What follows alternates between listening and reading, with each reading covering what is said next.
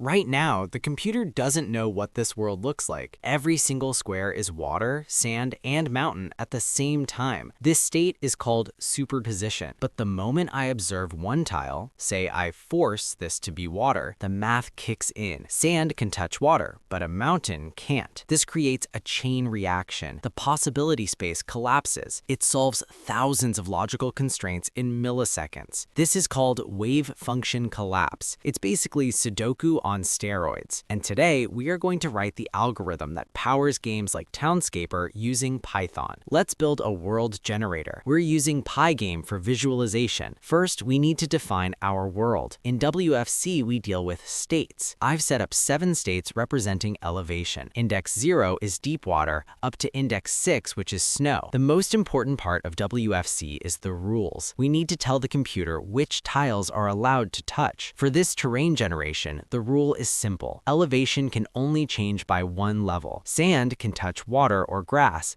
but it cannot touch a mountain peak. This function simply checks if 2 numbers are close to each other. Now let's create the grid. We make a class called cell. When a cell is born, it has options. Initially, this list contains 0, 1, 2, 3, 4, 5, 6, 7. It could be anything. Visualizing this is tricky. In the draw function, if the cell is collapsed, we draw the final color. But if it's not collapsed, we draw the background color. But check this out. I added a debug mode. These tiny dots represent self.options. If a cell has 7 dots, it can still be anything. If it has 1 dot, it's decided. The algorithm runs in a loop with 3 distinct steps. Step 1. Find the lowest entropy. Entropy sounds scary, but it just means uncertainty. We want to find the cell that has the fewest options left but hasn't collapsed yet. It's the cell that is under the most pressure to decide. In our code, we sort the grid by the length of options. We pick a random cell from the ones with the lowest score. Step 2.